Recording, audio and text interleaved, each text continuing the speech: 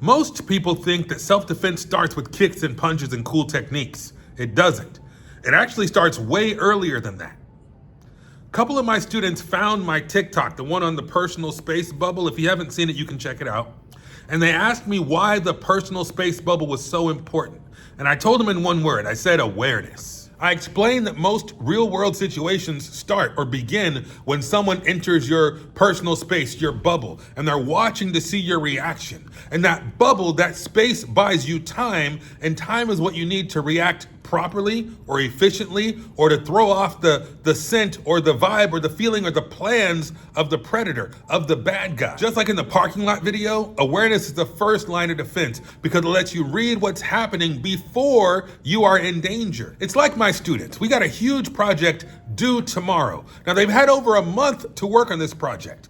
It's been pinned on their LMS for over a month, a big pink folder, blah, blah, blah project due December the 2nd. They've known about it. Their parents have known about it. But guess what? Today's our first day back from break, and I say, hey guys, don't forget the project's due tomorrow. And they all go, oh my God, what do you mean? Now don't forget, keep in mind, I told these students about this. I showed them how to use Google Calendar. I showed them how to set up alerts and reminders, and none of them freaking did it. In fact, some haven't even started it yet. It's that whole meme, do today or do today. They're about to be doing it today. It's the same thing with my agenda. It's posted in 3 different places. It's on the whiteboard on the wall. It's projected on the screen when you walk in. We used to call it the overhead. I don't know what to call it now, but it's on the freaking screen when you walk into class, and it's the very first thing pinned to the top of their LMS. The agenda is everywhere. That way, if you walk in, you can see what we're doing today. If you're absent, you can look and see what happened while you were gone. But you know what question I get every day, multiple times a day, multiple times a week? Hey, mister, what are we doing today? Hey, mister, what did I miss? It's all right there in the freaking agenda. Students who check the board, use their calendar, set the reminders, set the alerts, check the agenda when they walk into class or check the agenda when they miss the day of school, those are the ones who get a head start. Those are the ones who have a jump on everyone else. Why? Because of awareness. They know what's going on before everyone else. So when they walk in and they see that we have a quiz, they're ready. If they walk in and they see we're doing an ed puzzle and they need their headphones, they got their headphones ready to go right when the bell rings. When they walk in and they know what's happening, they're 10 steps ahead of the guys who just sit down and look around, don't even have their Chromebook on their desk, waiting for me to tell them what to do, waiting to be freaking spoon-fed instructions. So awareness is not just the key to self-defense success, it's the key to academic freaking success. Are you aware of what's going on around you? Do you know what's happening in the class? Do you know what's due this week? Do you have reminders on your calendar? I can't tell you how many students today went, oh my God, it's due tomorrow? Yes, it's due tomorrow. And you've had a month to freaking work on it. Adults are the same freaking way. Awareness shapes your behavior. Are you aware of what's going on around you? Not just where you park, but when you're walking through the parking lot. Are you on your phone? Are you observant? Are you aware? Or are you going to be taken by surprise? You know, I think a lot of my students, I think a lot of people think of self-defense as like a Bruce Lee movie where 2 guys square up and they're ready to throw down and fight for respect or honor or for the respect of their master. I don't know, whatever. But that is fiction. Real self-defense awareness is fact. And when I say fact, I mean long before the first punch is thrown, the bad guy, the predator, has to see you as a victim. He has to see you as prey. The predator will only see you as prey if he notices that you are not aware and or he notices that you are not willing or able, or you don't present yourself as being able to defend yourself. If you look at all the FBI statistics, the interviews with former prisoners and felons and whatever, and you ask them how they pick their targets, 9 times out of 10, I'm exaggerating, but you can fact check me, whatever, most of the time, they're picking people who are unaware, with their face buried in their phones, or who park in a place that isn't safe, or who go into dark places or dangerous neighborhoods at night, whatever you want to say. If you're not aware of your surroundings, if you're not aware of what's happening, you will be surprised, and not in a good way. When you understand how situations build, the distance, the tone, the approach, you're able to stop 90% of problems before they become physical. And that's the real skill. Not fancy moves, not a flying sidekick or a spinning roundhouse kick, none of that stuff. The real skill is being able to stop the problem before it starts.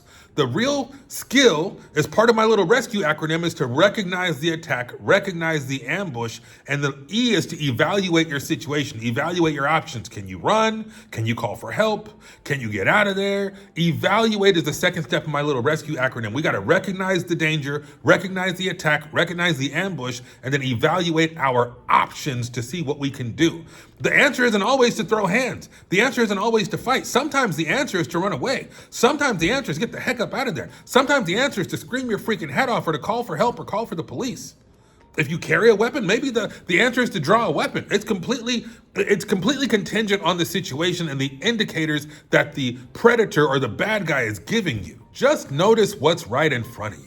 And the bad guys, the predators, freaking know this. They choose their victims based on awareness. Are you in your phone? Are you noticing if somebody's following you? Are you noticed where you parked? Are you wandering the parking lot for an extensive amount of time? Are you paying attention? That could be anything. You know, I told a story a couple years ago about a time that I got into a fight, a street fight, a self-defense situation on the beach. And these guys yelled at me as I was walking up the beach. They said, "Hey man, can I borrow $5?" That was how the whole thing started. They didn't say, "Screw you, buddy," or, you know, "What gang are you representing?" Whatever. They asked me if they could borrow $5. And I was like, "No, I don't have $5. But just the fact they were willing to ask me that, and then they started to follow me, that was my clue, my cue that something was about to go down, okay? That was how I knew that stuff was about to go bad. I almost dropped a bad word there. I'm trying not to use profanity. That's how I knew that something was about to get bad. Something was about to get interesting. Most people don't ask you to borrow money. Most people don't ask you to borrow money and follow you. Does that make sense? I hope I'm making sense. And if I'm gonna use that same example, as I'm walking away and I hear their footsteps getting closer, I knew that I had to confront them because I didn't want to let them get into my space. Once they get into my space, it's freaking go time. Because once a predator or a bad guy gets in your space, most people freeze. Most people don't know what to do. You have the fight, the flight, and you have the freeze. Fight means I'm throwing hands. Flight means I'm running away. Freeze means, oh my God, I've never been in this situation before and I don't know what to do. Most people freeze. And it's not because they're weak, it's because they never learned how to pay attention to the signs. The clues, the indicators, the things that let you know that somebody is approaching you with bad intentions or that somebody's about to swing on you. There are indicators when somebody's about to swing on you. There's indicators when somebody is just approaching you with bad intentions or they're watching you. They're grading you to see if you're a victim. They're choosing their victim and they want to know if you're one of them. And the best part of self-defense is to not be one of them. That's why I, in Irvine, am going to be teaching self-defense hopefully for the rest of my life. But I'm building a self-defense workshop for people who are beginners, who maybe don't know anything. It's not a membership, it's a one-time kind of a thing. And so if you're anywhere in or around Irvine and you're interested in learning some of these cues, some of these clues, or being better able to prepare and protect yourself, it's gonna be striking focused because I love striking and that's my background. But I'm also going to be doing some jiu-jitsu stuff as well. So just stay tuned for that. Of course, I'm a high school teacher. I'm in my classroom right now, but I love self-defense. I've taught Taekwondo, I've taught boxing. I'm in the process of learning and hopefully going to be teaching jiu-jitsu here soon. So I want to share what I know. But when my students ask me, "Hey, mister, why are you so worried about a personal space bubble?" The answer is awareness.